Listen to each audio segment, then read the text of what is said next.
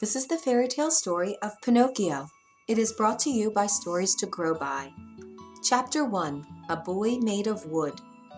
Long ago in Italy there lived an old clockmaker named Geppetto. Tick-tock, went all the clocks in his shop. When he worked, Geppetto felt happy, but when he rested, a sad feeling came over him. Oh, he would think, all my life and no child to call my own. One day Geppetto carved a puppet from wood in the shape of a boy. The arms and legs could move.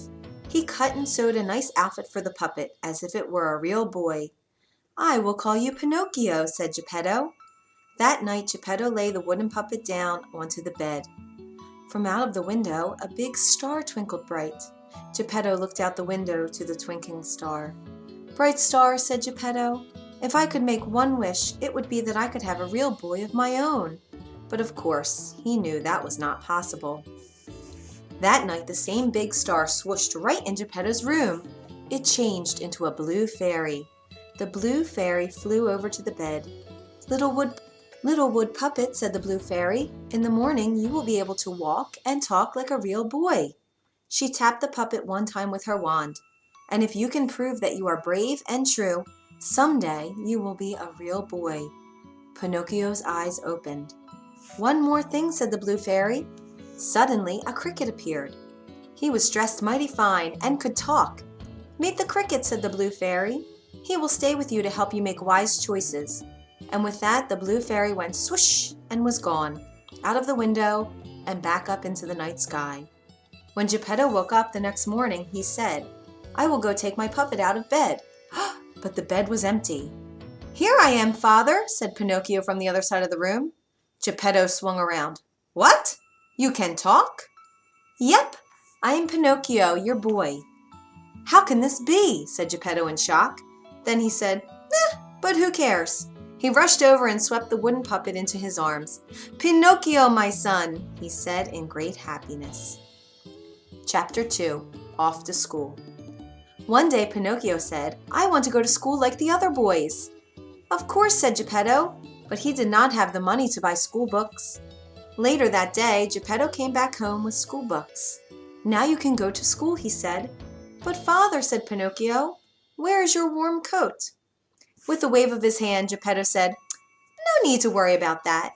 What matters is that you will go to school tomorrow.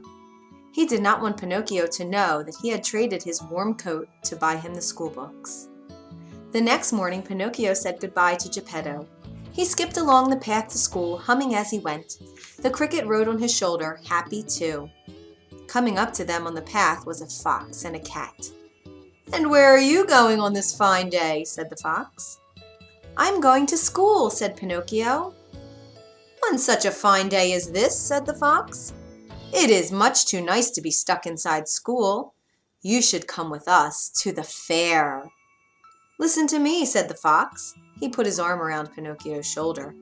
Anything you need to know, you can learn at the fair. Really? Said Pinocchio. Take it from me, said the fox. Pinocchio, said the cricket. He does not know what he's talking about. The fox covered the cricket with his hat. No one could hear the little fellow as the cricket tried to call out, Pinocchio, do not listen to him. Okay, said Pinocchio, let's go to the fair. And off they went. Chapter 3. The Fair. What a fair it was!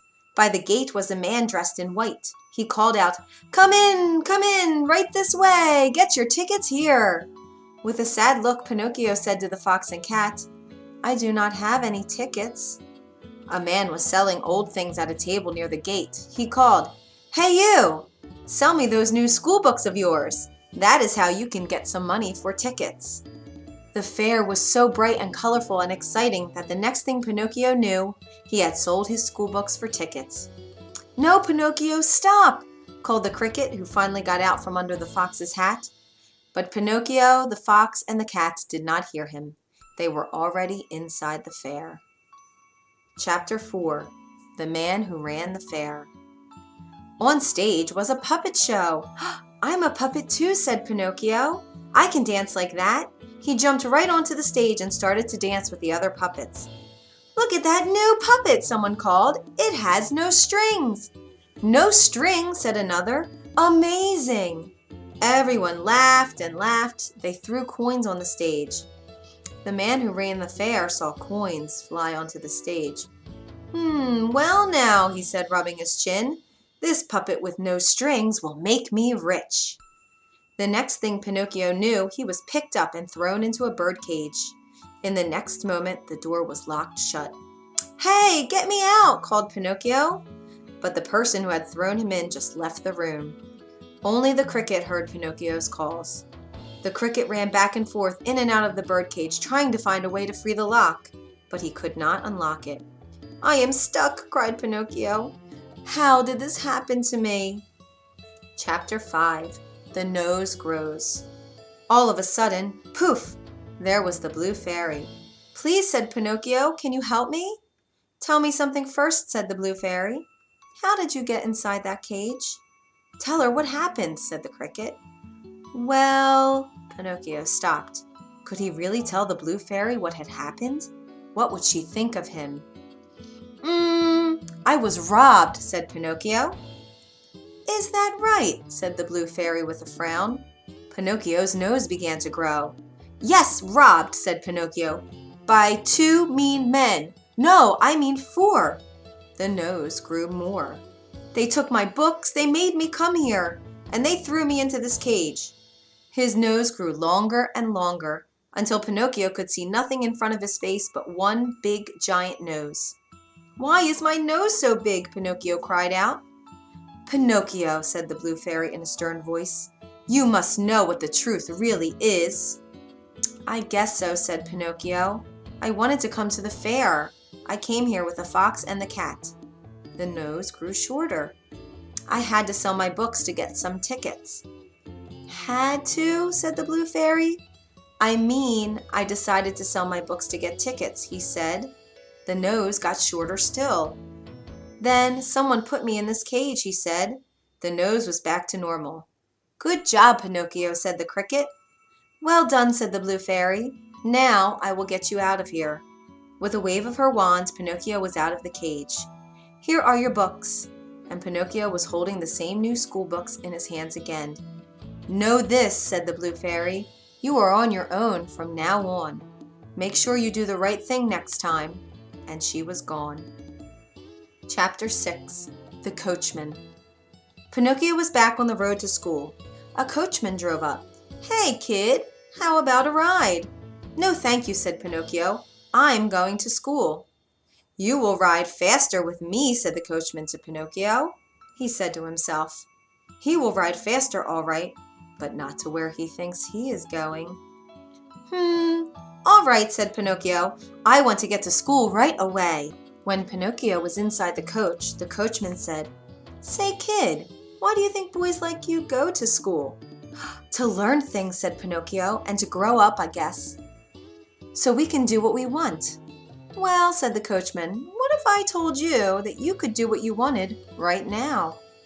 "Right now?" "Yep. Think of it. Skip the books. Skip the school. Right now, how would you like to have all the candy you can eat?" "All the candy?" "Yep. Ice cream too, of every flavor. Ever want to smoke a cigar or play pool? All this and more at Pleasure Island." Pleasure Island? Best place in the world for boys like you." "Don't listen to him, Pinocchio," shouted the cricket. "Why, wait," said the coachman. "I know just where Pleasure Island is. This is your lucky day, kid. So what do you say?" "Let's go there," said Pinocchio. "I'm going to Pleasure Island." "Ugh," said the cricket, waving his arms in the air. "Good move," said the coachman, and he sped off. Chapter 7. Pleasure Island. After a while, the coach stopped. "You got a boy with you in that coach?" said a dark stranger to the coachman. "Yep." The coachman grabbed Pinocchio and threw him down on the ground. "He's all yours. Now pay up." The coachman reached out for something. Was it money? From the dark stranger. And then he drove away. What could it all mean? But as Pinocchio looked around, he no longer cared, for everything the coachman had told him was true. Heaps of candy all about. Tubs of ice cream in every flavor. Boys like him could eat and play all day. None of them had to work or clean up. There were even cigars if you wanted, and pool tables to play.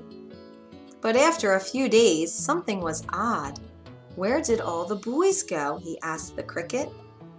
All I see now are donkeys, said Pinocchio. I must say, there used to be more boys around here, said the cricket. Just then, one of his ears popped into a donkey ear. Then his other ear popped into a donkey ear too. Oh, cried the cricket, what is happening to you, Pinocchio? I don't know, honk, said Pinocchio. Pinocchio and the cricket saw a line of donkeys led by a dark stranger into a truck. Oh no, said the cricket, now I get it. Boys get turned into donkeys here. Then the donkeys are sold. Pinocchio, we have to get you out of here, fast, while we still can. Let's go, honk, said Pinocchio. His 2 feet had popped into 4. Run, quick, said the cricket. One good thing about Pinocchio's new 4 legs is he could run very fast. Quick, quick, they ran out of Pleasure Island. Soon they were at a dock by the ocean. Please, sir, Pinocchio called out to a man by the dock. I am looking for an old man named Geppetto. Do you know him? Sounds like you are getting a bad cold, said the man. Geppetto? That's the old man whose son left one morning and did not come back. He went out on a boat to look for him. No one has seen the poor fellow since. Oh no, this is all my fault, said Pinocchio. I must look for my father. Pinocchio jumped off of the dock into the ocean. The cricket jumped in too, close behind. Chapter 8. The Whale. Most of Pinocchio was still made of wood, so he could float on the ocean. Father, he called out, paddling the water with his arms. Father! But there was no answer. All Pinocchio could see around him was blue water everywhere. Until, what was that far away? Something was rushing up, something big and very fast. In a moment, a giant whale was upon them. It opened its giant jaws and with one gulp swallowed Pinocchio. Rushing inside with all the seawater tumbled Pinocchio and the cricket. When they came to a stop, they saw that they were in the dark belly of the whale. Are you okay? Said Pinocchio to the cricket. I am fine, said a voice of an old man. Wait a minute, said Pinocchio. Father, is that you? And there was Geppetto. Father, father, it's me, said Pinocchio. My son, said Geppetto. I thought I was dreaming, and they hugged in joy. Look, said Geppetto, as 3 fish swam by. There goes our dinner. Father, I have an idea. Let's make a fire. Grilled fish tonight, said Geppetto. Good idea. No, I mean for us to get out, said Pinocchio. He gathered some driftwood and got a flame going. This is how we can make the whale sneeze, he said. Pinocchio waved his arms over the flame to make a lot of smoke. Soon, clouds of black smoke were rising up. The whale gave a cough. Hang on, said Pinocchio, and then, wham! In one big sneeze, Pinocchio, Geppetto, and the cricket flew out of the whale's mouth, rolling over and over in the seawater. At last, they rolled up onto the shore.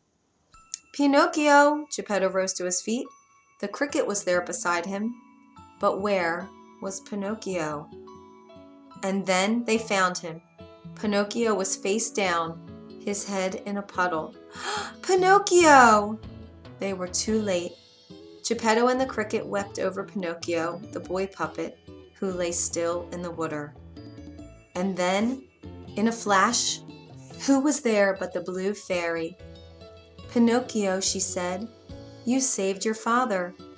You have proved that you are both brave and true. She tapped his head with her wand. And now you will be a real boy. Pinocchio woke up. He looked at his soft arms and soft legs. Father, he cried out, look, I am a real boy. That you are, cried Geppetto. The blue fairy turned to the cricket. "Come," she said, and in a flash the two of them were gone. And Pinocchio and Geppetto lived many long and happy years together. The end. If you enjoyed this story, you can find more at storiestogrowby.org.